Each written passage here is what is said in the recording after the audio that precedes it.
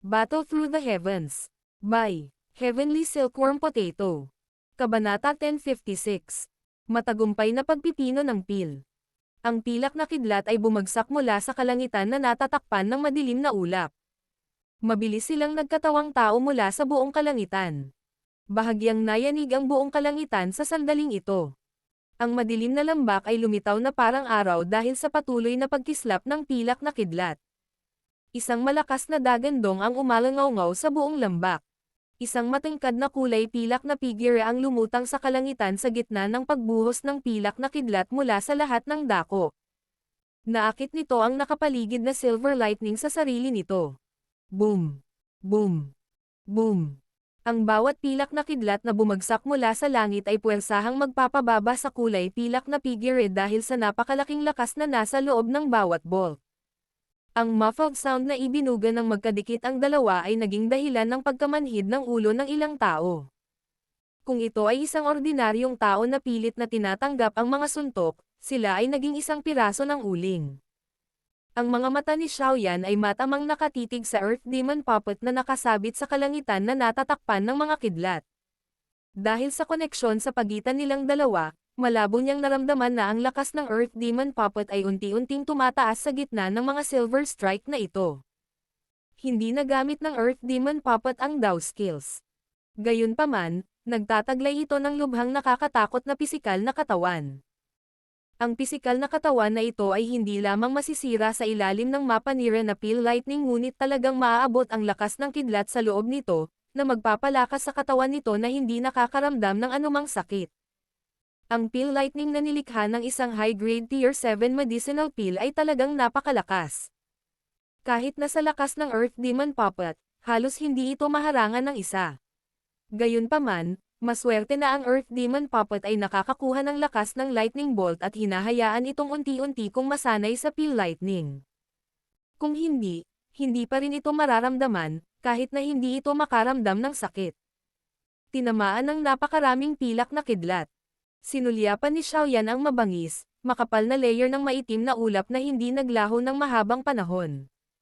Pagkatapos ay hindi niya sinasadyang umiling at mahinang bamulong sa sarili. Gayunpaman, malapit na. Ang bilis ng pagbaba ng pil lightning ay malinaw na mas mababa kaysa sa naunang peak nito. Kakaibang papay. Malamang na ang lakas ng pakikipaglaban ng papay na ito lamang ay hindi magiging mas mababa kaysa sa 7-star Dao Zhang. Bukod dito, sa hitsura nito, ang papel na ito ay maaari pa ring sumipsap ng lakas ng kidlat upang palakasin ang sarili. Kung magpapatuloy ito at sa huli ay makakaranas pa ito ng ilang pil lightning, malamang na kahit ang isang piling tao na Dao Zone ay hindi makakagawa ng kahit ano. Sa entablado ng bato, inihayag ni Tang Xin ang sorpresa sa kanyang mga mata habang ang Earth Demon Puppet ay nanatiling hindi nasaktan sa harap ng napakaraming pilak na kidlat. Ang gayong papel ay isang bagay na bihira niyang makatagpo kahit na sa kanyang karanasan. Talagang hindi inaasahan na matatanggap ni Yan Xiao ang pil lightning na ito sa pamamagitan lamang ng pag-asa sa papel na ito. Ang batang ito ay talagang nagiging sanhi ng patuloy na pagkagulat. Isang mahinang buntong hininga ang pinakawalan ni Tang Xin sa kanyang puso. Natural niyang naramdaman na ang nakakagulat na pil lightning sa kalangitan ay unti-unting nalalapit sa dulo nito. Siyempre, maraming tao na naruroon ang may ganoong mga pag-iisip. Malinaw na alam ng lahat ang lakas ng pil lightning na nabuo ng isang high-grade Tier 7 medicinal pill. Sa bawat oras na ipanganak ang isang panggamot na tableta ng naturang antas, ang isa ay mangangailangan ng 2 piling Dao Zhang na magkapit kamay upang magbigay ng proteksyon sa huling pil lightning na ito. Gayunpaman, ang pil lightning na nagbigay ng sakit sa ulo ng maraming alchemist ay madaling natanggap ng isang puppet na ipinatawag ni Xiaoyan. Ito ay natural na naging sanhi ng napakaraming tao na mapuno ng hindi paniniwala. Kung kumalat ang balita tungkol dito, malamang na maging ang ilang alchemist gurus ay magiging interesado dito. Pagkatapos ng lahat, hanggat ang isang tao ay nagtataglay ng kakaibang papel na ito, hindi na kailangang mag-alala tungkol sa pil lightning kapag pinipino ang mga table tasks sa hinaharap. Isa pang malakas na dagandong ang umalangaw-ngaw sa kalangitan habang ang sari-saring pag-iisip ay bumabagabag sa lahat ng naruroon. Isang 5-foot laking silver lightning bolt ang pumutol sa kalangitan na may kaluskos na tunog, na lumilitaw na parang pilak na dragon tulad ng ginawa nito. Walang awa itong binasag sa Earth Demon Puppet. Boom! Ang malakas na banggaan na ito ay walang awa na nagwasak sa Earth Demon Puppet. Agad itong lumapag sa plaza. Ang mga pira-pirasong bato ay bumaril, na nagpapakita ng isang napakalaking hukay na mahigit 100 talampakan ang laki. Maraming linya ng bitek na makapal sa braso ang paulit-ulit na kumakalat na parang sapot ng gagamba sa paligid ng malalim na hukay. Ang biglaan at hindi inaasahang pagbabago ay naging sanhi ng maraming mga disipulo ng Burning Flame Valley na nagmamadaling umatras na tila sila ay nagdusa. Agad silang tumingin sa napakalaking hukay at huminga ng malalim ng malamig na hangin. Ang makapal at maitim na ulap sa kalangitan ay unti-unting huminto sa pag-ikot pagkatapos na ilabas ang malakas na pilak na kidlat na ito. Pagkatapos nito, mabilis itong naninipais. Maraming liwanag na sinag ang tumagos sa madilim na ulap, na nagiging hindi mabilang na bilang ng mga light spot na dumapo sa Burning Flame Valley, na nakaranas ng pagkawasak ng peel lightning. Ang sikat ng araw ay nakakalat at mabilis na pinalayas ang kadiliman sa loob ng lambak. Ang nakakagulat na lakas ng kidlat mula kanina ay mabilis na nawala bilang isang resulta. Lahat ng naruroon ay nakahinga ng maluwag nang makitang nawala ang peel lightning. Kaagad, maraming mga tingin ang itinapon sa napakalaking malalim na hukay na iyon. Nagkaharap sila. Nabigo ba ito sa huling sandali matapos makaranas ng napakaraming kulog? Kabataang kaibigan na si Yan Xiao, okay ka lang ba? Nagulat din si Tang Xin sa huling peel lightning na pumutok. Tumingin siya sa malalim na bahagi sa ibaba bago bumaling kay Xiaoyan at nagmamadaling nagtanong. Ang ekspresyon ni Xiaoyan ay kasing puti ng isang papel. Ikinaway niya ang kanyang kamay, ngunit ang kanyang pagtawa ay tila walang lakas. Valley Chief Tang, makatitiyak ka. Nagbago ang mga handsil ni Xiaoyan pagkatapos magsalita. Kaagad, isang malalim na tunog ang lumitaw mula sa malalim na hukay. Isang kulay pilak na figure ng tao ang bumangon bago tuluyang lumapag sa batong entablado. Ang mga mata ni Xiaoyan ay mabilis na dumapo sa Earth Demon Puppet sa kanyang harapan. Pagkatapos nitong pagpipino ng peel lightning, ang maliwanag na pilak na kulay sa katawan nito ay lumitaw na napakadalisay. Para bang ang pepe ay gawa sa purong pilak, kaya ito ay lubhang kapansin-pansin. Hinaplos ng kamay ni Xiaoyan ang Earth Demon Puppet. Ang malalamig na malametal na pakiramdam ay nangangahulugan na matigas ang balat nito. Gayunpaman, ang naging dahilan ng pagkadismaya ni Xiaoyan ay ang tila hindi niya mahanap ang isang gintong kulay sa katawan ng Earth Demon Puppet. Ang Demon Puppet ay pinaghiwalay sa 3 grado. Sky, Earth, at Man. Maaari itong maiiba sa pamamagitan ng kulay sa ibabaw nito. Ang Man grade ay bronze sa kulay, Earth grade ay silver sa kulay, at Sky grade ay ginto sa kulay. Sa kasalukuyan, ang Demon Puppet ay maliwanag pilak ang kulay. Maliwanag, ito ay nasa grado pa ng Earth. Kapag naging gininto ang kulay, ito ay talagang tatawaging Sky Demon Puppet at hindi Earth Demon Puppet. Bagamat hindi naging gintong kulay ang puppet, malinaw na naramdaman ni Xiaoyan na ang lakas ng Earth Demon Puppet ay tumaas pagkatapos nitong peel lightning refinement. Ayon sa kanyang hula, malamang na ang kasalukuyang Earth Demon Puppet ay halos hindi kayang makipaglaban sa isang matandang demonyo sa antas ni Fei Tian.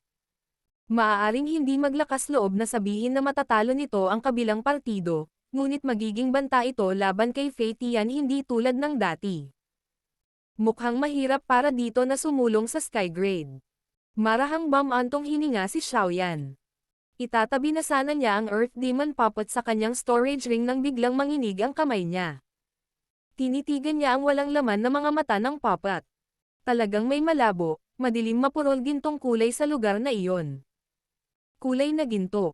Bagamat ang thread na ito ng gininto ang kulay ay may napakahinang kinang, ito ay kitang-kita sa walang laman na mga mata ng Earth Demon Puppet. Kaya naman, hindi ito nakaligtas sa paunawa ni Xiaoyan. Ang puso ni Xiaoyan ay medyo nasasabik habang ang kanyang mga mata ay matamang nakatitig sa sinulid ng dark golden kinang. Ang gintong kulay na ito ay lubhang malabo. Gayunpaman, naging dahilan ito upang makilala niya ang paraan ng pagsulong ng Earth Demon Puppet. Ang pamamaraang ito ay gumagamit ng lakas ng kidlat sa loob ng Peel Lightning upang pinuhin ang katawan ng Demon Puppet, palakasin ito at payagan itong makamit ang panghuling pagbabago sa kalidad. Mukhang kailangan kong mag-isip ng paraan para payagan ang Demon Puppet na maabsorb ang Peel Lightning sa hinaharap. Kung maaabsorb nito ito at maka-advance sa Sky Stage, malaking tulong ito sa akin. Kung tutuusin, ito ay isang tunay na trump card.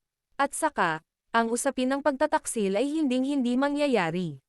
Pinigilan ni Xiaoyan ang pananabik sa kanyang puso at mahinang bamulong sa loob nito. Iniabot ni Xiaoyan ang kanyang kamay pagkatapos magdesisyon. Ibinalik niya ang Earth Demon Puppet sa kanyang harapan sa kanyang storage ring. Pagkatapos nito, lumingon ang kanyang tingin sa loob ng medicinal cauldron. May isang berde-pula, bilog na tabletang panggamot na umiikot doon. Ang masaganang halimuyak ng tableta na inilabas nito ay naging dahilan upang makaramdam ng relax at kasiyahan. Ito ba ang Fire Bodhisattva Peel?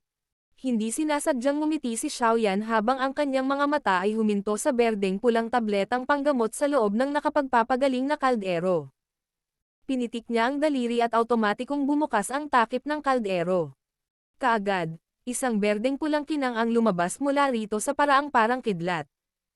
Hindi ito huminto habang lumilipad sa langit, na tila nagtatangkang tumakas. Valley Chief Tang, iiwan ko ito sa iyo. Napangiti si Xiaoyan habang pinagmamasdan ang medicinal pill na nagtatangkang tumakas. Ang isang medicinal pill sa tier na ito ay nakabuo na ng ilang espiritualidad. Alam nito kung paano maiwasan ang panganib. Kaya naman, tumakas ito ng mag-isa nang umalis ito sa kalderong panggamot. Tumawa ng malakas si Tang Xin nang marinig niya ang mga salita ni Xiaoyan. Agad siyang tumango at hinawakan ang palad niya patungo sa langit. Ang espasyo sa direksyong tumatakas ng Fire Bodhisattva Peel ay tumigas. Nabangga ito ng tableta at tumalbog. Ikinaway ni Tang Xin ang kanyang manggas at isang puwersa ng pagsipsap ang lumabas. Madali niyang binawi ang Fire Bodhisattva Peel bago siya mabilis na kumuha ng isang dekalidad na jade bottle. Pagkatapos nito, pinalamanan niya ang berdeng pulang tableta na ito, na sinusubukan pa ring tumakas, sa bote. Nakahinga ng maluwag si Tang Xin habang hawak niya ang bote ng jade sa kanyang kamay, na tila naglabas siya ng mabigat na pasanin. Solemn na ang kanyang ekspresyon habang nilinggan niya si Xiaoyan, pinagsalikop ang kanyang mga kamay, at sinabi sa malalim na boses. Kabatang kaibigan na si Yan Xiao, maraming salamat. Tatandaan ng matandang ako ang pabor na ito. Ginagawa ko lang ang tungkulin. Umiling si Xiaoyan. Isang hindi pangkaraniwang matinding pagod at kahinaan ang biglang nawala mula sa kaibuturan ng kanyang kaluluwa. Kaagad, unti-unting naging itim ang lugar sa kanyang harapan, dahilan para mahulog muna siya mula sa ulo ng upuang bato na walang kakayahang labanan ito. Ang isang high-grade Tier 7 medicinal pill ay talagang hindi isang bagay na napakadaling pinuhin. Isang ungol na may kasamang mapait na tawa ang narinig sa puso ni Xiaoyan bago siya nawalan ng malay. Battle Through the Heavens. Kabanata 1057. Yin-Yang Life Soul Pill. Sa oras na magising si Xiaoyan mula sa kanyang walang malay na estado, nagulat siya nang makita ang kanyang sarili na nakahiga sa malambot na kama.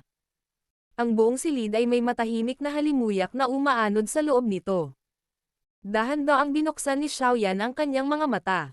Saglit na nanatili sa loob nila ang isang kapuruhan bago ang isang puwersa ng buhay ay unti-unting sumulpot sa kanyang maitim na mga mata.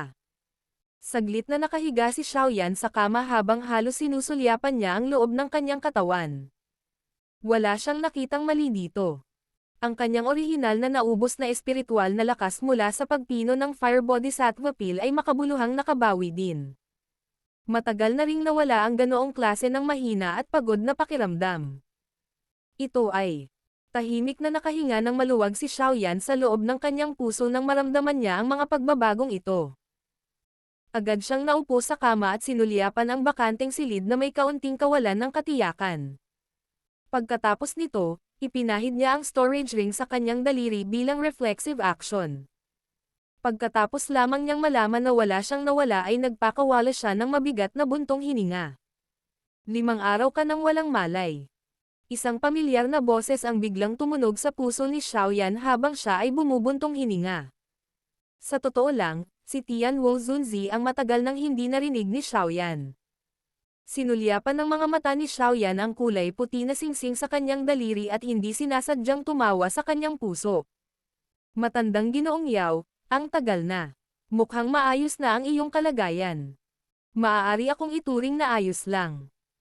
Sa pamamagitan ng paghiram ng iyong basbas sa Heavenly Mountain Blood Pool, ang aking espiritu ay pinalusog din nito at nakakuha ng ilang mga benepisyo. Pagkatapos noon, hindi na ako nagpahayag ng aking sarili dahil mayroong mga eksperto sa Dao Zone na lumilitaw sa paligid mo sa lahat ng oras. Mabilis na tumunog ang boses ni Tian Wuzunzi sa puso ni Xiaoyan. Hindi sinasadyang nagulat si Xiaoyan nang marinig niya ito. Tinanong niya, nabawi na ba ang iyong kasalukuyang lakas sa klase ng Dao Zone? Paano ito magiging napakadali? Sa tingin mo ba napakadaling makabawi sa klase ng Dao Zone?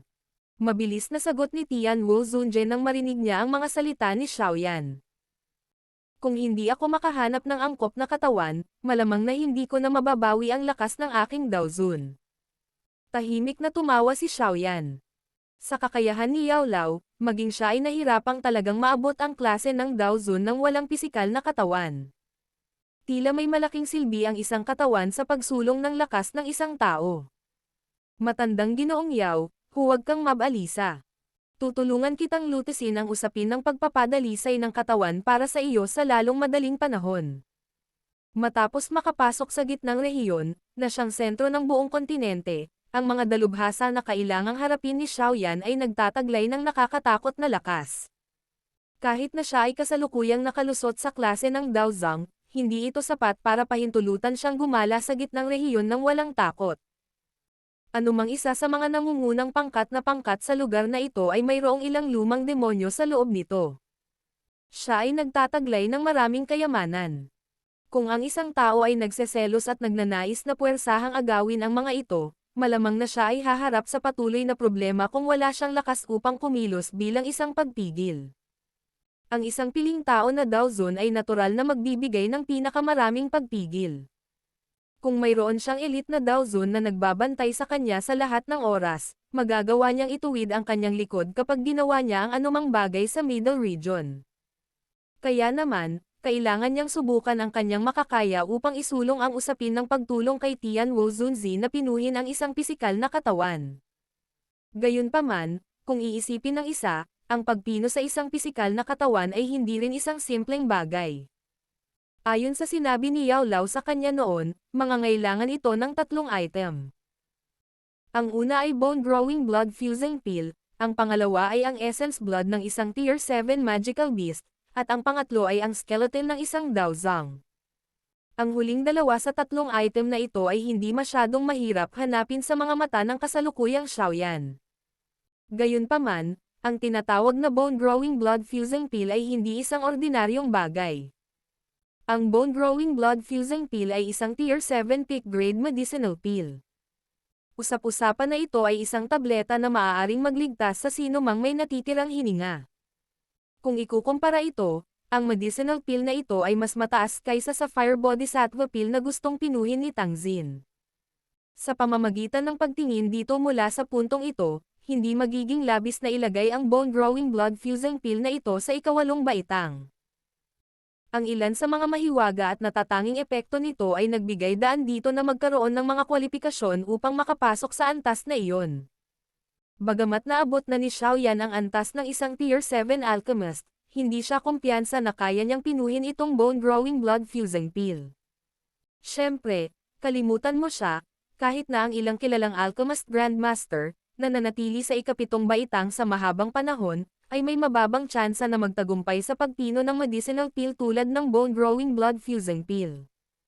Ang antas ng kahirapan kapag pinipino ang isang Tier 7 medicinal pill ay isang bagay na personal na naranasan ni Xiaoyan. Kung pumasok siya sa ganoong uri ng mahiwagang kalagayan sa Inner Academy noon, malamang na mabibigo siya. Sa pagkakataong ito, hindi siya maituturing na pinino ang tableta ng mag-isa. Sa halip, ito ay ang pinagsamang pagsisikap ni Grandmaster Huan, Tang Xin, at ng kanyang sarili upang ito ay magtagumpay. Bagamat nagsikap si Xiaoyan sa kanila, malamang na mahihirapan siyang matagumpay na pinuhin ang Fire Bodhisattva Pill kung kailangan niyang pinuhin ito ng mag-isa. Pagkatapos ng lahat, ang isang mataas na grade Tier 7 medicinal pill ay hindi isang ordinaryong bagay. Dahil napakababa ng pagkakataon na matagumpay na mapino ang Fire Bodhisattva Pill na ito, hindi na kailangang pag-usapan pa ang Bone Growing Blood Fusing Pill, na isang pinakamataas na grade Tier 7 na medicinal pill. Batay sa hula ni Xiaoyan, maliban na lang kung muling tumaas ang kanyang lakas, maaari niyang kalimutan ang tungkol sa pagpino ng naturang gamot na tableta. Gayunpaman, ang pagtaas ng kanyang lakas ay naging mas mabagal pagkatapos ng pagsulong sa klase ng Daozang. Maraming Daozang ang nanatili sa parehong antas kahit na pagkatapos ng pagsasanay sa loob ng maraming taon. Mula dito, makikita kung gaano kahirap ang umaban sa loob ng klase ng Daozang. Kaya naman, hindi niya alam kung kailan mangyayari ang tinatawag na soaring strength na ito. Ayon sa mga ordinaryong pangyayari, maaaring makalimutan ni Xiaoyan ang tungkol sa pagpino ng Bone Growing Blood Fusing Pill ng walang 2 hanggang 3 taon.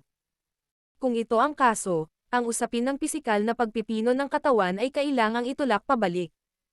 Gayunpaman, kahit na makapaghintay si Tian Wu Zunzi sa sandaling ito, malamang na hindi na ito magagawa ni Xiaoyan. Sa makatuwid, maaari lamang siyang mag-isip ng iba pang paraan upang matulungan si Tian Wu Zunzi na pinuhin ang isang pisikal na katawan. Ang Bone Growing Blood Fusing Pill ay masyadong mataas at hindi ko ito mapino sa sandaling ito. Kaya, maaari lang akong gumamit ng medicinal pill na may epekto na katulad nito bilang kapalit. Ang epekto nito ay maaaring mas mahirap, ngunit wala nang ibang pagpipilian. Kapag nadagdagan na ang aking mga kakayahan sa hinaharap, makakatulong ako sa pagpino ng mas mahusay pa. Ang mga mata ni Xiaoyan ay nagpakita ng isang ekspresyon ng malalim na pag-iisip. Agad niyang ipinikit ang kanyang mga mata at ang kanyang espiritual na lakas ay pumasok sa maitim na singsing na iniwan ni Yao Lao. Pagkatapos nito, mabilis siyang naghanap sa loob ng parang karagatan na formula ng gamot. Kailangan niyang maghanap ng medicinal formula na maaaring palitan ang Bone Growing Blood Fusing Pill. Ang loob ng storage ring ay naglalaman ng buong koleksyon ni Yao Lao sa kanyang buhay. Ang dami ng koleksyon ay lubhang nakakatakot. Kaya naman, ang paghahanap sa pagkakataong ito ay naubos sa loob ng 2 oras ng oras ni Xiaoyan. Pagkalipas ng 2 oras, sa wakas ay iminulat ni Xiaoyan ang kanyang nakapikit na mga mata. Kinuyam niya ang kanyang kamay at lumitaw ang isang maputlang berdeng scroll. Yin Yang Life Soul Pill. Isang Tier 7 middle grade medicinal pill. Taglay nito ang mahiwagang epekto ng pagsasanib ng kaluluwa at pagbabalik ng buhay. Ang mga sangkap na nagpapadalisay ay ang Soul Revival Demon Fruit, Life Soul Ghost Face Flower. Ang tinatawag na Yin Yang Life Soul Pill na ito ay may epekto na katulad ng Bone Growing Blood Fusing Pill. Bukod dito, isa lamang itong middle grade Tier 7 na tableta, isang bagay na maaaring mapino ni Xiaoyan. Ito ay isang magandang pagpipilian upang palitan ang Bone Growing Blood Fusing Pill. Medyo nakakagulo ang mga sangkap na panggamot para mapino ito. Bukod dito, may ilang napakabihira, mahalagang sangkap na panggamot sa kanila. Gayunpaman, hindi dapat maging napakahirap na hanapin ang mga ito sa gitnang rehiyon na ito. Ang middle grade Tier 7 ay isang bagay sa loob ng aking katanggap-tanggap na saklaw. Masisiguro ko ang antas ng tagumpay ng pagpipino nito. Ang tanging depekto ay ang pill na ito ay hindi gaanong lumalago, gayunpaman, sa pangkalahatan, hindi ito maaaring isaalang-alang na dugo, fusing. Ang mga di-kasakdalan sa medicinal pill ay maaaring mabuo sa mga tuntunin ng skeleton at essence na dugo. Sinipsip ni Xiaoyan ang impormasyon ng formula ng gamot sa kanyang isipan. Saglit siyang nag-isip bago siya mahinang nagsalita. Oo, ipapaubaya ko sa iyo ang bagay na ito. Maayos ang lahat basta't kaya kong angkinan ang sarili kong katawan. Sapat na sa akin ang nasa ganoong kalagayan. Si Tian Wu Zunzi ay nagsalita ng walang anumang pagtutol. Makatiyak kang mahahanap ko ang mga sangkap na panggamot upang mapino ang Yin Yang Life Soul Pill sa lalong madaling panahon, at sisimulan kong pinuhin ang tableta kapag nakolekta ko na ang lahat ng ito. Talagang papayagan kitang magkaroon ng sarili mong katawan sa loob ng pinakamaikling panahon. Tumanggo si Xiaoyan at nakangiting nagsalita. Napangiti rin si Tian Wuzunzi nang marinig niya ito. Sinabi niya, kung may oras ka, dapat mong sanayin ang 5-ring flame expelling technique na ibinigay ko sa iyo. Ang lakas nito kapag nakabuo ka ng 5-ring flame expelling formation ay tiyak na hindi ka bibiguin. Medyo nasasabik din ang puso ni Xiaoyan nang marinig niya ito. Ang 5-ring flame expelling technique ay isang D-class high-level na Dao technique. Ang lakas nito ay isang bagay na hindi na kailangang ilarawan. Gayunpaman, medyo mahirap kontrolin. Sa dating lakas ni Xiaoyan, halos hindi na siya makabuo ng Firewolf at imposibleng bumuo siya ng formation. Iniisip niya kung gaano karaming mga Fire Spirit ang maaari niyang mabuo ngayong nakalusot na siya sa klase ng Daozang. Kung mabubuo niya silang 5, talagang maipapalabas niya ang lakas nitong 5-ring flame expelling technique. Siyempre, malinaw na naunawaan ni Xiaoyan sa kanyang puso na kung ang 4 sa 5 uri ng Fire Spirit sa 5-ring flame expelling formation ay mabuo mula sa Heavenly Flames, saka lang mapapalabas ang 5-ring flame expelling technique sa pinakamataas nito. Gayunpaman, ang antas na iyon ay malamang na isang bagay na makakamit lamang pagkatapos makuha ni Xiaoyan ang 3,000 Burning Flame. Old Mr. Yao, please relax. Ang 5-ring flame expelling technique ay ang pinakadakilang kakayahan mo. Natural na hindi ito pababayaan ng munting ito. Medyo kumulo ang puso ni Xiaoyan nang maisip niya ang lakas ng kasanayan sa pinakamataas na antas. Mahina siyang natawa sa kanyang puso nang gawin niya iyon. Ang matandang ito ay hindi nagsinungaling sa iyo. Noon, ang 5-ring flame expelling technique na ito ay yumanig sa buong kontinente. Sa kasamaang palad, ang kasalukuyang kontinente ng Daoqi ay tila hindi alam ang aking lumang pangalan. Ang tono ni Tian Wuzunzi ay naglalaman ng kaunting pagmamataas. Maliwanag, medyo sikat din siyang tao sa kontinenteng ito ng Daoqi noon. Bahagyang ngumiti si Xiaoyan. Ang sinumang eksperto na maaaring maging isang Daozun ay pawang mga kilalang individual. Kaya naman, hindi nagduda si Xiaoyan sa mga salita ni Tian Wuzunzi. Pagkatapos ng ilang sandali na pakikipag-chat kay Tian Wuzunzi sa loob ng kanyang puso, tumalon si Xiaoyan mula sa kama at ginalaw ng kaunti ang kanyang katawan. Pagkatapos nun, lumabas na siya ng kwarto. Dahil nakatulong na siya kay Tangzin na pinuhin ang Fire Bodhisattva Pill, oras na dapat para ayusin ang usapin ng Skyfire 3 Mysterious Change. Battle Through the Heavens. Kabanata 1058. Hinahadlangan. Creak. Isang mahigpit na saradong pinto ang marahang itinulak na bumukas at dahan-daang lumabas si Xiaoyan. Pagkatapos nito, itinaas niya ang kanyang mga mata at tumingin sa paligid. May hardin sa labas ng silid na puno ng maraming magagandang bulaklak. Isang banayad na simoy ng hangin ang umihip habang ang malabong halimuyak ng bulaklak ay umaanod sa buong hardin. Nagbigay ito ng katahimikan sa puso ng isa. Nagising ka na ba? Isang malinaw na magandang boses ang biglang tumunog habang ang mga mata ni Xiaoyan ay nagwawalis sa paligid. Tumingin siya, nakita niya ang isang babaeng nakasuot ng pula na nakaupo sa loob ng hardin. Siya ay may mahabang itaas na katawan. Sa pagtingin sa kanya mula sa gilid, ang kanyang katawan ay nagpakita ng isang kaakit-akit na figure na umaabot mula sa kanyang leeg hanggang sa kanyang balakang. Nakita na ni Xiaoyan ang babaeng ito noon at alam niyang nagtataglay siya ng mataas na katayuan sa loob ng Burning Flame Valley. Agad naman itong ngumiti at tumanggo sa kanya. Tumayo ang babaeng nakasuot ng pula. Ang kanyang matangkad na figure ay pinatingkad ng maganda bago siya mabilis na naglakad papunta kay Xiaoyan.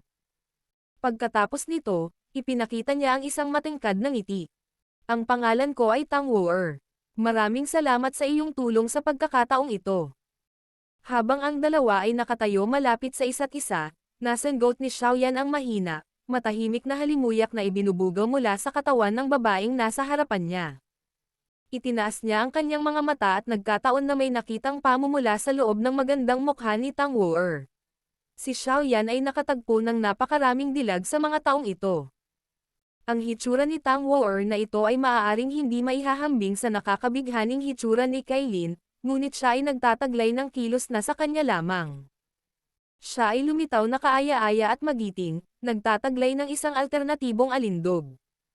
Pinagmasdan ni Xiaoyan si Tang Woer habang nagpapakita siya ng ngiti sa kanyang mukha. Pinagsalikop niya ang kanyang mga kamay at sinabing, "Pagbati kay Miss Tang. Huwag mo akong tawaging kahit ano na Miss Tang. Kung hindi ka tatutol, maaari mo na lang akong tawaging Woer. Maaari kang ituring na aking tagapagligtas, kaya, hindi mo na kailangang maging napakalayo." Kinawayan ni Tang Woer ang kanyang kamay at mabilis na tumugon matapos siyang formal na kausapin ni Xiaoyan. Ang Tang Woer na ito, na hindi nagtataglay ng pagmamataas ng isang binibini ng Burning Flame Valley, ay nagbigay kay Xiaoyan ng magandang impresyon. Agad naman siyang tumango sabay ngiti. Alam niya na gusto ni Tang Xin na pinuhin ang Fire Bodhisattva Pill para sa babaeng ito sa harap niya.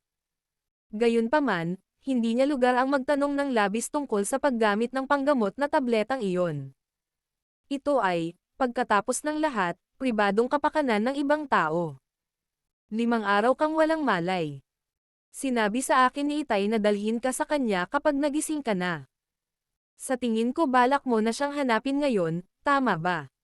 Ang maliwanag at magandang mata ni Tang Woer ay bumungad kay Xiaoyan habang siya ay tumatawa sa magandang paraan. Kung ganoon, guguluhin ko si Miss Woer. Nakangiting sagot ni Xiaoyan. Sumunod ka sa akin, ngunit nais ko ring tanungin ka kung bakit interesado ka sa Skyfire 3 Mysterious Flame ng aking Burning Flame Valley. Napalingon si Tang Woer nang bigla siyang may naalala. Pagkatapos nito, medyo nagtanong siya kung bakit gusto niya ito. Nagulat si Xiaoyan nang marinig niya ito. Saglit siyang nag-alinlangan bago sinabing, "Masasabi ko lang na ang Skyfire 3 Mysterious Change ay napakaangkop para sa akin na magsanay." Medyo nagulat si Tang Woer sa sagot ni Xiaoyan. Tinaas niya ang kanyang kilay at sinabing, "Meron talagang ganyan. Pero sinabi na ng tatay ko na kailangan ng isang mahusay na talento para magsanay ng Skyfire 3 Mysterious Change." Ang kanyang mga salita ay naging sanhi ng pagiging mapurol ni Xiaoyan, lalo na pagkatapos niyang maramdaman ang medyo nagninangas na mga mata ni Tang Woer. Hindi niya sinasadya at mapait na tumawa. Ang babaeng ito ay mukhang mas mapagkumpetensya kaysa sa ilang mga lalaki. Tinakpan ni Tang Woer ang kanyang bibig at tumawa nang makita niyang medyo napahiya si Xiaoyan. Inikat niya ang kanyang katawan at pinona ang daan sa harapan. Kinausap niya ito habang naglalakad. "Kahit ano pa ang iniisip mo, natural na hindi ako makapagsalita ng marami ngayong ipinangako na sa iyo ni tatay. Gayunpaman, ipaalala ko sa iyo na hindi madaling makuha ang Skyfire 3 Mysterious Change. Kahit na binigyan ka ni tatay ng pagkakataon, napakahirap para sa iyo na makuha ang Skyfire 3 Mysterious Change kung wala kang kakayahan." Tahimik na iniling ni Xiaoyan ang kanyang ulo bilang pagkilala. Ang Skyfire 3 Mysterious Change ay isang maingat na binabantayang secret technique ng Burning Flame Valley. Ito ay hindi karaniwang mahirap para sa kanya na makuha ito. Gayunpaman, nakarating na siya sa lugar na ito. Bakit niya ito ibibigay? Sinundan ni Xiaoyan si Tang Woer palabas ng courtyard at naglakad sa loob ng lambak. Marami silang nakilalang mga alagad ng Burning Flame Valley. Ang mga disipulong ito ay nagmamadaling yumuko at nagsabi ng mga pagbati sa sandaling makita nila si Tang Woer. Siya ay hindi lamang nagtataglay ng isang espesyal na katayuan sa loob ng Burning Flame Valley, mayroon din siyang natatanging talento sa pagsasanay, sapat na upang makuha ang paghanga ng lahat sa loob ng lambak. Si Xiaoyan, na nasa tabi ni Tang Woer, ay nakakuha rin ng malaking atensyon bilang resulta. Ang mga disipulo sa loob ng Burning Flame Valley ay pamilyar sa batang alchemist grandmaster na ito, na tumulong sa Valley Chief sa pagpino ng isang tableta. Sa 2 araw na ito na walang malay si Xiaoyan, ang pag-uusap tungkol sa kanya ay naging pinakamainit na paksa sa maraming mga disipulo sa loob ng Burning Flame Valley. Sinundan ni Xiaoyan si Tang Woer ng mahigit 10 minuto sa harap ng maraming mata. Saka lang sila huminto sa labas ng isang malaking bulwagan na may napakagandang aura. Ang Skyfire 3 Mysterious Change ay ang nangungunang secret technique ng Burning Flame Valley. Ayon sa mga alituntunin ng lambak, hindi ito maituturo sa isang tagalabas. Bagamat si tatay ang Valley Chief, siya lang ang hindi makakagawa ng desisyon sa mga bagay na iyon. Kung tutuusin, ang loob ng Burning Flame Valley ay mayroon pa ring Elders Council. Hindi ganoon kadaling pakitunguhan ang mga baliw na mga matandang iyon. Mahinang paliwanag ni Tang Woer matapos huminto sa labas ng malaking bulwagan. Bahagyang tumango si Xiaoyan nang marinig ito. Tila ang pagtatangka na ito ay hindi magiging simple. Gayunpaman, makatitiyak ka na tiyak na magsasabi si tatay para sa iyo mula nang nangako siya sa iyo. Siya ang Valley Chief. Kahit ang Elders Council ay hindi madaling pabulaanan ang kanyang mga salita. Mabilis na idinagdag ni Tang Woer, na tila natatakot na baka may iba pang iniisip si Xiaoyan. Ngumiti si Xiaoyan at tumango. Sumagot siya. Sa katayuan at posisyon ni Valley Chief Tang, natural na imposible para sa kanya na linlanggan ang isang hindi kilalang maliit na tao tulad ko. Ang isang hindi kilalang maliit na tao ay walang kakayahang magpino ng isang Tier 7 medicinal pill. Inilibot ni Tang Woer ang kanyang mga mata kay Xiaoyan. Pagkatapos nito, pinananatili niya ang isang medyo normal na ekspresyon at ikanaway ang kanyang kamay sa kanya. Pagkatapos nito, tumalikod siya at naglakad papunta sa malaking bulwagan. Nagmamadaling sumunod si Xiaoyan sa likod niya. Matagumpay na nakapasok si Xiaoyan sa malaking bulwagan na pinangungunahan siya ni Tang Woer. Sa sandaling ito, ang kapaligiran sa loob ng malaking bulwagan ay medyo nakaka-pressure. Mayroong napakaraming ganap na armadong mga disipulo ng Burning Flame Valley sa paligid ng malaking bulwagan, na naging dahilan upang maging mas solemn na ang kapaligiran ng bulwagan. Ang mga mata ni Xiaoyan ay mabilis na dumaan sa bulwagan pagkatapos na makapasok dito. Si Tang Xin, na puno ng buhay, ay nasa upuan pa rin ng pinuno. Gayunpaman, may dalawang karagdagang puting buhok at pulang damit na matatanda na nasa gilid niya. Ang dalawang taong ito ay may mga mukha na kasing lalim ng tubig at nagtataglay ng aura ng pagiging makapangyarihan sa kabila ng hindi nagpapakita ng anumang galit. Bukod dito, ang pinaka-nagulat kay Xiaoyan ay ang maringal na Daoqi na malabo na lumabas sa katawan ng dalawang matandang ito. Kahit na malayo sila sa hindi maarak na antas ng Tang Xin, malamang na hindi rin sila mas mahina. Halos 10 matandang lalaki ang nakaupo sa ibaba ng dalawang maputing buhok, matatandang lalaki. Ang mga matatandang ito ay nagtataglay ng malaking lakas. Si Elder Chiwo, na nagdala kay Xiaoyan sa Burning Flame Valley, ay kabilang sa kanila. Maliwanag, sila ang mga elder ng Burning Flame Valley. Binati ni Yan Xiao si Valley Chief Tang. Hindi nagbabago ang ekspresyon ni Xiaoyan sa harap ng nakaka-pressure na atmosfera sa loob ng malaking bulwagan at ng maraming titig na nakatutok sa kanya.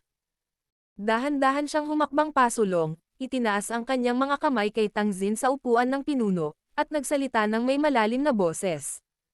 Hihihi. Batang kaibigan na si Yan Xiao, kumusta ang iyong paggaling? Nilaybot ng mga mata ni Tang Xin si Xiaoyan.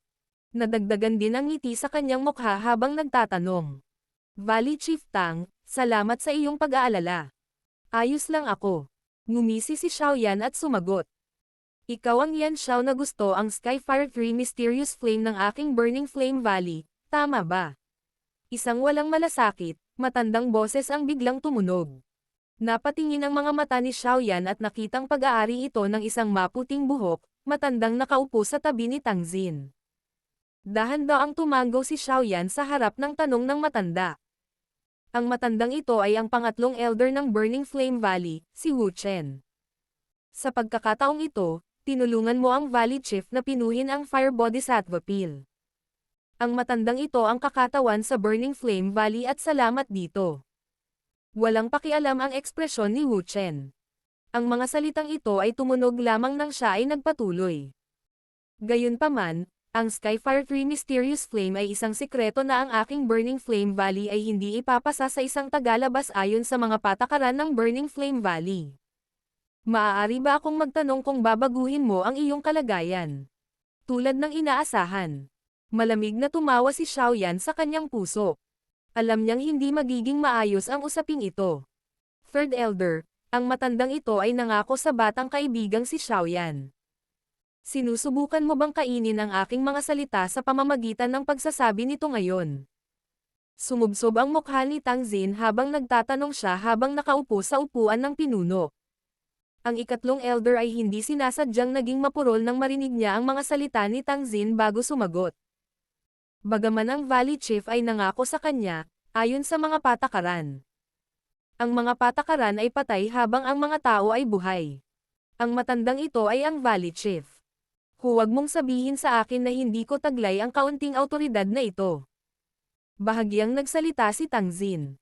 Valley Chief, mangyaring huwag kang magalit. Sinasabi lang ni Third Elder ang mga ganyang salita dahil sa mga patakaran ng lambak.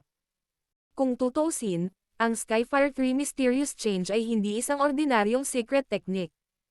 Malamang na kahit ang First Elder ay magdadalawang isip na ibigay ito sa isang tagalabas kung nandito siya, hindi ba? Isang matanda sa gilid, na hindi pa nagsasalita, ay dahan-daang bamuka ang kanyang bibig. Bigla niyang sinulyapan si Xiaoyan sa ibaba nang magsalita siya hanggang sa puntong ito at nagpatuloy.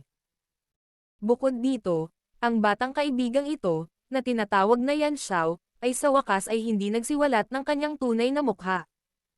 Huwag mong sabihin sa akin na nais ng punong lambak na ibigay ang Skyfire 3 Mysterious Change sa isang taong hindi alam ang background. Nagulat din si Tangzin sa mga salitang ito. Agad naman siyang sumimangot. Sa kanyang paningin ay natural niyang nakita sa pamamagitan ng pagtatangka ni Xiaoyan na sadyang itago ang kanyang hitsura. Gayunpaman, hindi niya inilantad si Xiaoyan. Sobrang pagmamalabas ng Second Elder ang bata sa ito. Natural lang na magkaroon ng isa pang layer ng proteksyon kapag gumagala. Kaya, itinago ko ang aking hitsura. Dahil ayaw ng Second Elder, tatanggalin ko ito. Bahagyang ngumiti si Xiaoyan. Napahilamos ang kanyang kamay sa kanyang mukha, na nagpapakita ng kanyang aktwal na hitsura. Lahat ng naroroon, kabilang si Tangzin, ay nagulat nang makita nila ang mas nakababatang si Xiaoyan pagkatapos niyang mabawi ang kanyang orihinal na hitsura. Ang pangalawang elder na iyon ay matamang tumitig kay Xiaoyan. Naningkit ang kanyang mga mata. Ilang sandali pa ay bigla at mahinang sinabi niya. Kanina, ang matandang ito ay nagkataon na naglakbay sa hilagang rehiyon ng Central Plains. Bahagyang kumunot ang kilay ni Xiaoyan nang marinig ang mga salitang ito.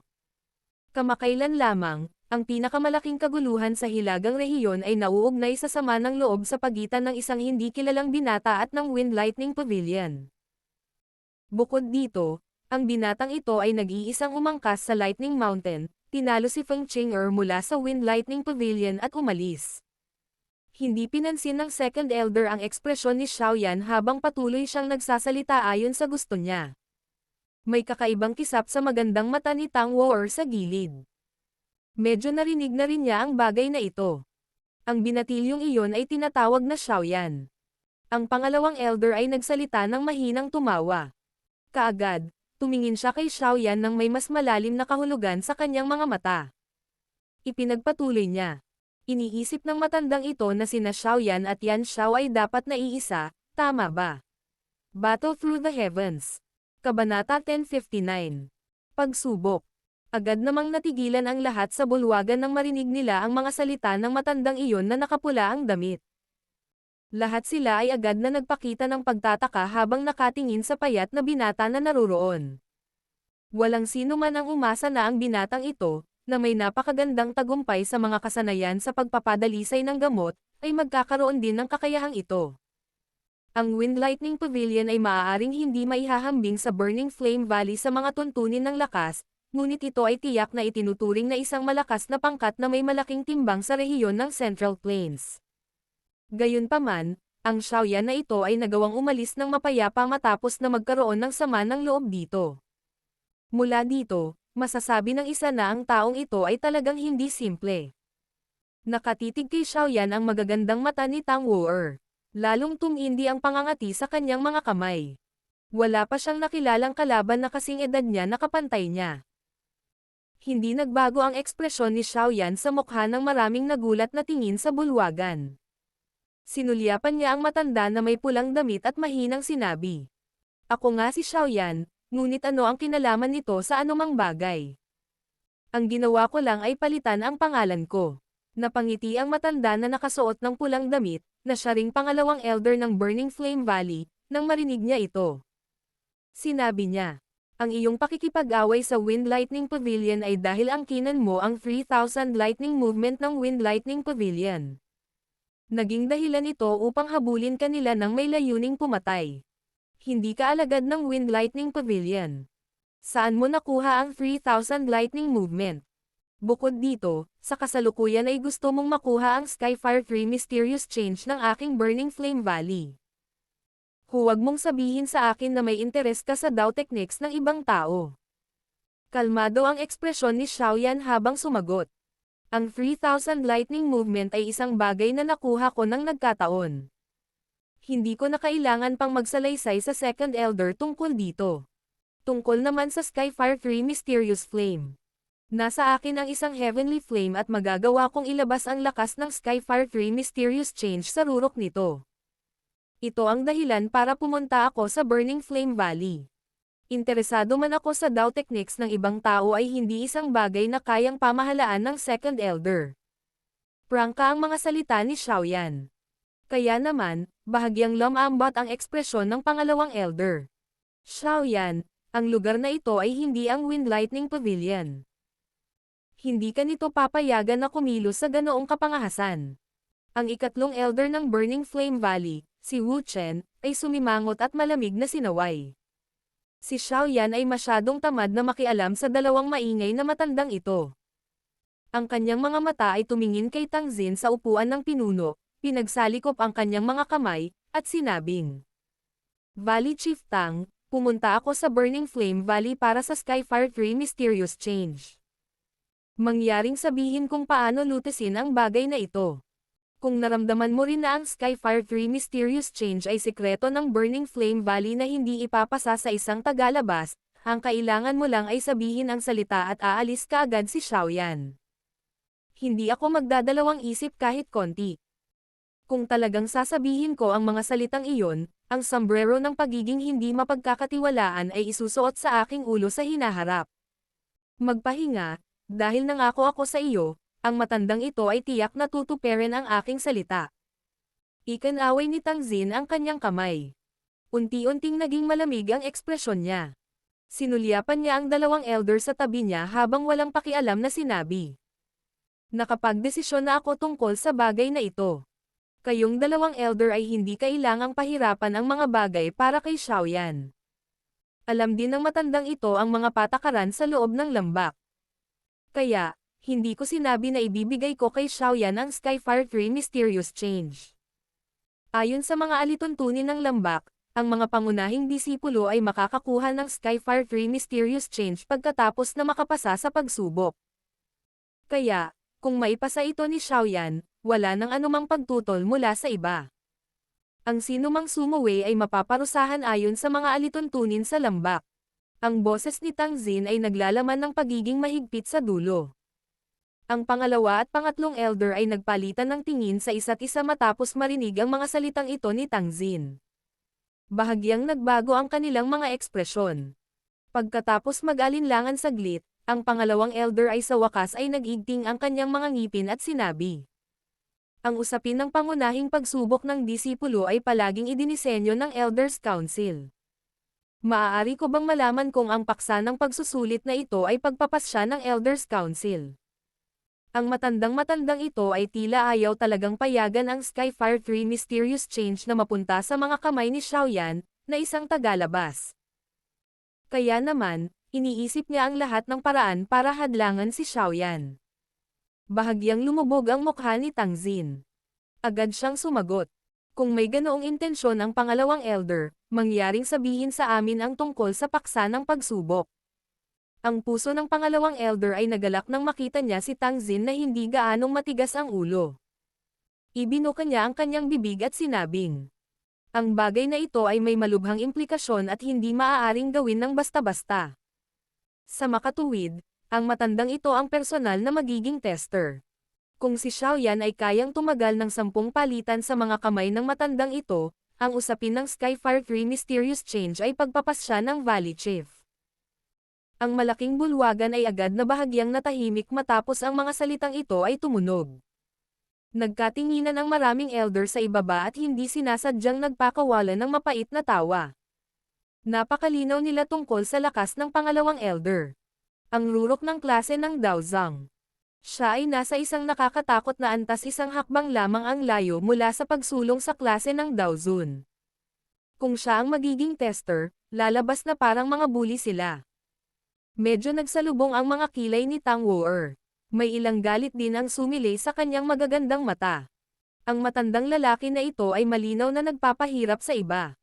Ang pinakamataas ng klase ng Daozang ay isang antas kung saan kahit siya ay mahihirapang tumagal ng 10 palitan. Iisipin na ang pangalawang elder ay kayang sabihin ang mga ganoong salita. Mahinang tumawa si Tang Xin. May kaunting panunuya ang boses niya. Naging dahilan ito upang medyo hindi natural ang ekspresyon ng pangalawang elder. Nagsalita lang siya ng ganoong pagsubok dahil ayaw niyang ibigay ang Skyfire 3 Mysterious Change sa isang tagalabas. Kung naramdaman ng Valley Chief na ang pangalawang elder ay hindi angkop na kumilos, mangyaring payagan akong gawin ito. Balitang-balita na nagawa pa ni Xiaoyan na pumatay ng isang elder ng Wind Lightning Northern Pavilion. Sa palagay ko ay nagtataglay siya ng malalakas na trump card. Hindi ito dapat isang imposibleng gawain na tumatagal ng 10 palitan sa aking mga kamay, hindi ba? Dahan-daang ibinuka ng ikatlong elder Wu Chen ang kanyang bibig upang magsalita matapos makita ang pangalawang elder na nahihirapang bawiin ang kanyang mga salita. Bahagyang nakasimangot si Xiaoyan habang nakatingin kay Wu Chen. Ang kanyang lakas ay medyo mahina kumpara sa pangalawang elder na iyon. Gayunpaman, tiyak na siya ay isang pag-iral na maihahambing sa Wind Lightning Northern Pavilion Chief na si Fei Tian. Medyo mahihirapan siyang harapin. Saglit na nag-alinlangan si Tang Xin nang marinig niya ito. Agad niyang iminungkahi. Masyadong malaki ang pagkakaiba sa katayuan ninyong dalawa ni Xiaoyan. Hindi talaga maganda para sa inyo ang umarte. Sa tingin ko ay dapat nating payagan si Woer na gawin ito. Kung magagawa ni Xiaoyan na talunin si Woer, maituturing siyang nakapasa. Ano ang sasabihin mo? Agad na napataas ang kilay ni Tang Woer sa gilid nang marinig niya ang mga salita ni Tang Xin. Si Miss Woer ay talagang isang magandang pagpipilian. Gayunpaman, kamakailan lamang ay tinulungan siya ni Xiaoyan na matagumpay na pinuhin ang Fire Bodhisattva Pill. Bukod dito, siya ay isang babae at hindi sinasadyang magpapakita ng awa. Sa makatuwid, hindi rin siya masyadong angkop. Ang pangalawang elder ay dahan-dahang umiling habang nagpapatuloy. Sa palagay ko ang mungkahi ng ikatlong elder ay hindi masama. Ito ay ang pinakamakatarungan para sa kanya upang kumilos. Hanggat kayang tiisin ni Xiaoyan ang 10 palitan sa kanyang mga kamay, maituturing siyang nagtagumpay. Ang ekspresyon ng pangangati upang magpatuloy, na lumitaw sa mukha ni Tang Woer, ay tumigas. Galit niyang sinulyapan ang pangalawang elder.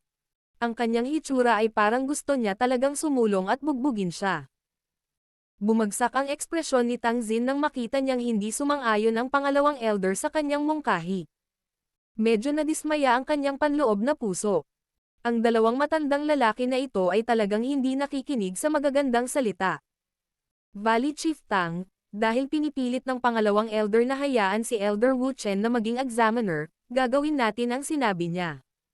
Xiaoyan, na nakatayo sa malaking bulwagan, sa wakas ay ibinuka ang kanyang bibig upang magsalita ng ibuka na sana ni Tang Xin ang kanyang bibig at pagsabihan sila.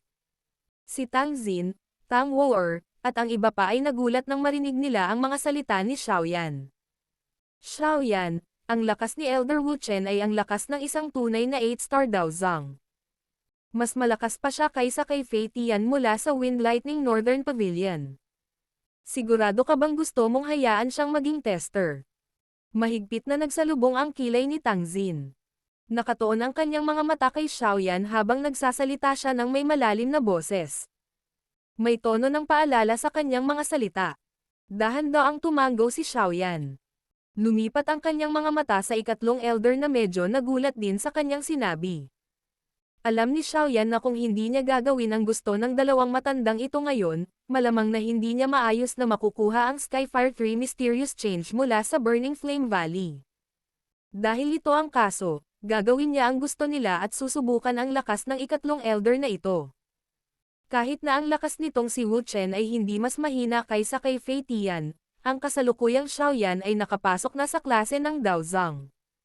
Ang kanyang lakas ay maraming beses na mas malakas kaysa noong siya ay hinabol ni Fei Tian noon. Hindi ito dapat kapanipaniwala gaya ng inaakala ng isang ordinaryong tao na tatagal ng 10 palitan sa mga kamay ni Wu Chen. At saka, kung talagang pipilitin siya sa limitasyon, mapapahirapan din niya ng kaunti ang matandang ito ngayon. Mas lalong sumimangot si Tang Xin nang makita niyang tumango si Xiaoyan. Sinulyapan niya ang dalawang masayang elder na nasa tabi niya at walang magawang tumango. Sinabi niya, dahil ginawa mo ang pagpipiliang ito, ang matandang ito ay walang ibang paraan. Iisa lang ang pagkakataon mo. Kung mabibigo kang makapasa sa pagsusulit, malamang na ang Skyfire 3 Mysterious Change ay walang anumang kaugnayan sa iyo. Sa makatuwid, umaasa ako na mayroon kang sariling mga plano. Ngumisi si Xiaoyan at tumango. Hindi siya isang walang ingat na tao. Dahil pumayag siya sa pagsubok na ito, natural na mayroon siyang kumpiyansa. Ang isang 8-star Dao Zhang ay maaaring malakas, ngunit si Xiaoyan ay hindi rin isang simpleng tao. Maaaring hindi siya maglakas-loob na sabihin na kaya niyang talunin ang kabilang partido, ngunit pagdating sa pagtitiis para lamang sa 10 palitan, malamang na minamaliit siya ng mga matatandang ito. Valley Chief, siguraduhin mong alam ng matandang ito na may ginawa siyang pabor sa Burning Flame Valley. Kaya naman, hindi ko siya sasaktan. Kung ang Skyfire 3 Mysterious Change ay hindi isang top-tier na secret technique ng Burning Flame Valley, ang matandang ito ay hindi nakialam. Kaya sana, patawarin ako ng Valley Chief. Dahan-daang tumayo si Third Elder, nilingan si Tang Xin, at humingi ng tawad. Sumulyap si Tang Xin sa kanya bago bumigkas ng 3 salita mula sa kanyang bibig. Makulit at matigas ang ulo. Ang ikatlong elder ay walang pangako sa harap ng pagsusuri ni Tang Xin. Hanggat mapipigilan niya ang gayong secret technique na mapunta sa mga kamay ng isang tagalabas, ayos lang na siya ay pedantek. Medyo napakaliit ng lugar na ito. Magsisimula tayo sa pagsusulit sa labas. At saka, sa tingin ko, ang mga disipulo sa lambak ay magiging interesado dito. Hayaan natin silang mag-obserba. Magiging kapaki-pakinabang ito sa kanila. Ang ikatlong elder ay tumingin sa buong bulwagan at tumawa. Pagkatapos nito, nauna na siyang maglakad palabas ng hall.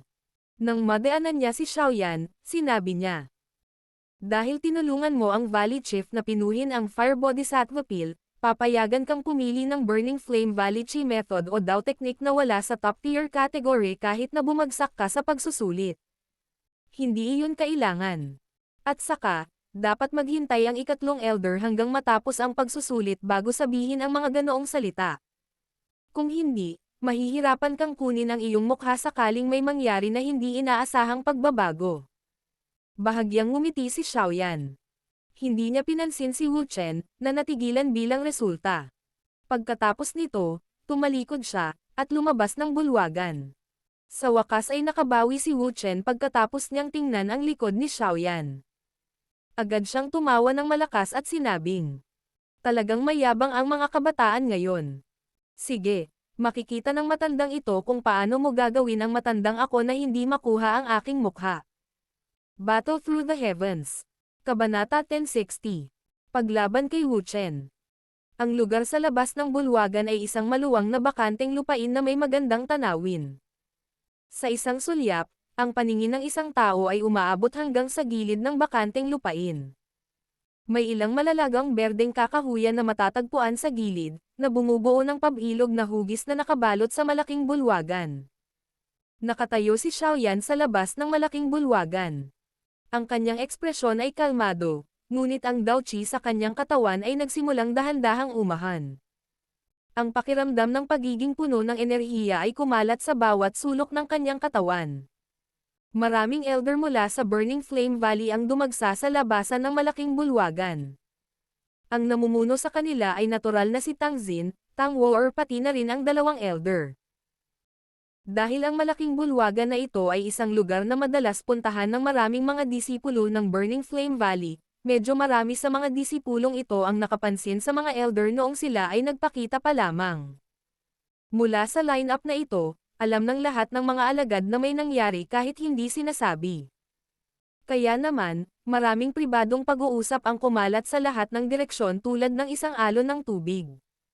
Sa loob ng wala pang 10 minuto, ang paligid ng malaking bulwagan ay puno ng pulang figure. Hindi pinansin ni Xiaoyan ang paligid na mabilis na naging buhay. Nakatitig lang ang kanyang tingin sa isang matanda na nakasuot ng pulang damit sa kanyang harapan. Ang taong ito ay si Wu Chen. Sa sandaling ito, ang mga kamay ni Wu Chen ay inilagay sa likod niya. Ang matandang mukha niya ay may malabong ngiti. Ang agwat sa pagitan ng kanyang lakas at ng kay Xiaoyan ay katulad ng sa langit at lupa.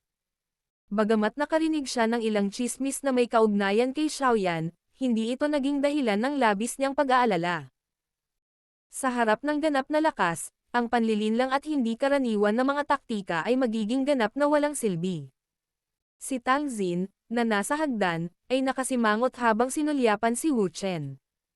Pagkatapos nito, ang kanyang mga mata ay walang magawang lumingon kay Xiaoyan habang nagtanong. Sigurado ka ba talaga? Ngumiti si Xiaoyan at tumanggaw kay Tang Xin sa harap ng mga salitang ito. Tunay na mas malakas si Wu Chen. Gayunpaman, mula sa kasalukuyang pananaw ni Xiaoyan, si Wu Chen ay hindi kasing lubusan ng mga prehistoric wild beast na iyon na walang kapares. Nagkaroon siya ng kumpiyansa na tumagal ng 10 palitan. Napakatigas ng ulo. Napabuntong hininga na lamang si Tang Xin nang makita niyang tumango si Xiaoyan. Nadagdagan ang ngiti sa mukha ni Wu Chen nang makita niyang hindi nagbago ang isip ni Xiaoyan sa kalagitnaan. Tumingin siya kay Xiaoyan at nagsalita na may mahinang ngiti. Hindi na kailangang magsabi pa. Kung kaya mong tumagal ng 10 palitan sa mga kamay ng matandang ito ay ituturing na iyong tagumpay. Ang Skyfire 3 Mysterious Change ay magiging sa iyo rin. Gayunpaman, kung mabaygo kang magtiis, nangangahulugan lamang ito na wala kang anumang kaugnayan sa Skyfire 3 Mysterious Change. Gayunpaman, papahintulutan ka pa ring pumili ng isa sa iba pang mataas na klase ng Chi methods o Dao skills mula sa Burning Flame Valley. Ang ilan sa mga disipulo mula sa Burning Flame Valley ay agad na nagkagulo nang marinig nila ang mga salita ni Wu Chen. Maraming hindi makapaniwalang mga mata ang tumingin kay Xiaoyan. Bagamat medyo maraming tao ang nakakaalam sa husay ng alchemist ni Xiaoyan, ang pagiging isang napakatalino na alchemist ay hindi nangangahulugang malakas ang isa. Si Wu Chen ang ikatlong elder ng Burning Flame Valley. Halos walang sino man ang mas malakas kaysa sa kanya, ngunit ang binatang ito, na mukhang kasing edad nila, ay talagang nag-iisip na labanan siya. Hindi na kailangan ang paalala ni Elder Wu. Kung mabibigo akong magtiis, ang munting ito ay aalis kaagad at hindi magkakaroon ng labis na pag-asa sa iba pang Chi methods o Dao skills. Nagsalita si Xiaoyan sa isang walang pakialam na paraan. Hindi niya talaga gusto ang matandang ito. Hindi pinansin ni Wu Chen ang tono ni Xiaoyan nang marinig niya ito. Ngumiti siya at tumango. Hanggat mapipigilan niya ang Skyfire 3 Mysterious Change na mapunta sa mga kamay ng tagalabas, ayos lang kahit na lumala ang kanyang reputasyon. Sa anumang kaso, dapat mayroong isang taong kumikilos bilang masamang tao. Kung hindi, iisipin ng lahat na ang nangungunang secret technique ng Burning Flame Valley nila ay isang bagay na random na makukuha ng iba. Ito ay talagang isang maliit na masyadong bata. Dahan-daang humakbang pasulong si Wu Chen. Isang hindi pangkaraniwang kahanga-hanga, maapoy na pulang Dao Chi ang lumabas sa katawan ni Wu Chen. Sa sandaling ito, ang kanyang puting buhok ay nakakalat, at ang kanyang pulang damit ay lumipad. Ang momentum ay lubhang nakakagulat. Ang maapoy na pulang Dao Chi ay parang apoy na ulap na tumagos sa hangin. Ang orihinal na ordinaryo at kalmadong mga mata ni Wu Chen ay nagbuga rin ng isang nakakatusok na liwanag. Tumingin siya kay Xiaoyan habang ang kanyang boses ay naglalaman ng malakas at nakakatakot na tono. Handa ka na ba? Dahan-daang umatras si Xiaoyan ng 2 hakbang. Nagsimulang damaloy ng mabilis ang Dao Chi sa loob ng kanyang katawan. Ang kanyang ekspresyon ay unti-unting naging mataimtim. Kaagad-agad, sinenyasan niya ang kanyang kanang kamay at sinabi, "Atake!" Isang malakas na tawa ang pinakawalan ni Wu Chen nang marinig niya ito. Sa ilalim ng impluwensya ng maringal na Dao Chi, ang tawa ay parang kulog habang umaalingaw-ngaw sa kalangitan. Isang hakbang pasulong si Wu Chen at agad na nawala ang kanyang katawan. Sa mata ng isang ordinaryong disipulo ng Burning Flame Valley, si Wu Chen ay tila nawala sa kakaibang paraan. Gayunpaman, sa mga mata ni Xiaoyan at ng mga may katulad o higit na lakas, posibleng malabo nilang makita ang isang pulang figure na lumilikha ng nakakabinging sonic boom nang bigla itong dumating. Pinaikit ni Xiaoyan ang kanyang mga mata. Isang silver glow ang mabilis na lumundag sa ilalim ng kanyang mga paa at agad na nanginig ang kanyang katawan. Boom! Isang maapoy na pulang kamao ang lumitaw sa kakaibang paraan at malakas na bumagsak sa dibdib ni Xiaoyan. Kaagad, nagdala ito ng mababa at malalim na tunog habang tumagos sa kanyang dibdib. After image. Hihihi. Ito dapat ang 3,000 lightning movement mula sa Wind Lightning Pavilion, tama ba? Ito ay kakaiba. Walang kaunting pagbabago sa mukha ni Wu Chen matapos mapatunayang walang saysay ang kanyang suntok. Isang malamig na ngiti ang pinakawalan niya at binasag ang after image. Nagtagal ang apoy sa magkabilang kamay niya at ang mga kamay na ito ay unti-unting lumaki sa proseso. Kung titingnan mula sa malayo, ito ay parang isang pares ng Warhammers. Si Xiaoyan ay kumislap at lumitaw sa paligid ng ilang dose-dosenang metro sa kaliwa ng Wu Chen. Ibinaba niya ang kanyang ulo at sinulyapan ang kanyang bahagyang sunog at itim na damit. Isang solemn na din ang bumungad sa kanyang mga mata.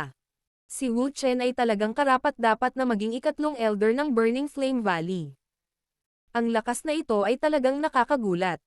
Gayunpaman, pagkatapos ng naunang pag-atake, malabong matansya ni Xiaoyan ang bilis ni Wu Chen. Parang mas mababa ito kay Fei Tian. Gayunpaman, ang lakas ng kanyang pag-atake ay mas malakas kaysa sa mga pag-atake ni Fei Tian. Kung si Xiaoyan ay tinamaan ng isang pag-atake ng ganoong antas, agad siyang mawawalan ng lakas sa pakikipaglaban. Kakalabas lang ng katawan ni Xiaoyan nang may biglang pag-iingat sa kanyang puso. Humakbang siya sa kanyang kaliwa sa paraang parang kidlat. Shi! Kagalo pa lang ng katawan ni Xiaoyan nang biglang dumampi ang isang maapoy pula, malaking kamay sa mga damit malapit sa tiyan ni Xiaoyan. Ang mainit na daochi na nakapaloob sa apoy ay nagdulot ng bahagyang pananakit ng balat ni Xiaoyan. Pure yang cotton hand. Bago pa maka-atres si Xiaoyan pagkatapos ng makitid na pag-iwas sa malaking kamay na ito, isang mahinang sigaw ang biglang tumunog. Kaagad, nakita niya ang nagniningas na pulang kamay na kakaibang lumalawak sa kalahati ng laki nito. Pumihit ang palso at hamampes sa baywang ni Xiaoyan. Bang! Isang mababa, malalim na tunog ang lumitaw at ang katawan ni Xiaoyan ay lumipad pabalik sa gitna ng mga bulalas mula sa karamihan. Pagkatapos nito, ang kanyang mga paa ay humakbang sa walang laman na hangin, na pinilit na gamulong sa hangin. Pagkatapos nito, lumapag ang isang tuhod sa lupa at biglang itinaas ang kanyang ulo. Malabo ang bakas ng dugo sa sulok ng kanyang bibig. Ang kakaibang daw skill ni Wu Chen ay nagdulot sa kanya ng malaking pagkawala. Lumitaw din ang katawan ni Wu Chen ilang dosenang metro ang layo. Nakakuyom ang maapoy niyang mga kamay habang nakatingin kay Xiaoyan. Mahina niyang sinabi. Pure yang cotton hand, isa sa mataas na klase ng Dao skills ng Burning Flame Valley. Kung maabot ng isang tao ang ganap na karunungan, magagawa ng isa na palawakin ang kanyang mga kamay ayon sa gusto niya. Makakakuha ito ng kakaibang epekto kapag nakikipaglaban sa iba. Talagang karapat-dapat kang maging ikatlong elder ng Burning Flame Valley. Ang taktika na ito ay talagang kahanga-hanga. Pinunasan ni Xiaoyan ang bakas ng dugo sa sulok ng kanyang bibig. Ang glazed lotus heart flame sa loob ng kanyang katawan ay mabilis na lumundag at nilamon ang isang ligaw, marahas na nakatagong puwersa, na pumasok sa kanyang katawan, sa pinakabastos, marahas na paraan na maaari nitong pamahalaan. Pagkatapos nito, tinitigan niya si Wu Chen at tumawa. Muli, nagulat si Wu Chen nang tumingin siya kay Xiaoyan, na hindi nahulog bilang resulta ng naunang suntok. Agad siyang nagsalubong ng kilay. Ang pure yang cotton hand na ito ay hindi lamang malapit ng mahuli ang kalaban ng hindi nakabantay, ngunit ang pag-atake nito ay nagdala din ng isang ligaw, marahas na nakatagong puwersa na gawa sa apoy. Ang puwersang ito ay nakapasok sa katawan ng ibang tao at nagdulot ng malaking pagkasira. Kahit na ang ibang tao ay mabilis na nakapag-react at maiwasang masugatan, ito ay magiging sanhi ng paghati ng kabilang partido sa kanyang focus habang nasa salupit sa nakatagong puwersang iyon. Gayunpaman, sa isang sulyap, bakit naging maayos si Xiaoyan? Talagang hindi nakuha ng taong ito ang kanyang reputasyon sa hilagang rehiyon mula sa wala. Mukhang kailangan ding maging seryoso ng kaunti ang matandang ito. Ang mukha ni Wu Chen ay unti-unting naging solemn na habang ang ideyang ito ay nag-flash sa kanyang puso. Ang kanyang maapoy na pula, malaking kamay ay naging mas maliwanag. Kasabay nito, ang apoy na tulad ni Dao Qi ay dahan-daang umusbong mula sa ilalim ng kanyang magkabilang paa. Nais din ng matandang ito na maranasan ang 3,000 lightning movement ng Wind Lightning Pavilion. Gusto kong makita kung mas malakas ang sky-shattering stone steps ng Burning Flame Valley o kung mas maganda ang 3,000 lightning movement nila. Tumawa si Wu Chen. Ang kanang paa niya na nababalutan ng apoy ay biglang tumapak sa lupa. Bang! Isang muffled sound ang lumitaw. Naputol ang matigas na bato sa ilalim ng paa ni Wu Chen. Naglabas ng chi ang kanyang katawan dahil kakaiba itong nawala. Ang pagiging solemn na sa mukha ni Xiaoyan ay naging mas siksik sa sandaling nawala si Wu Chen. Ilang sandali pa ay bumukas ng husto ang lahat ng butas ng kanyang katawan. Ang 3,000 lightning movement ay pinakawalan niya sa limitasyon nito bilang isang reflexive action, at isang after-image ang lumitaw. Chi.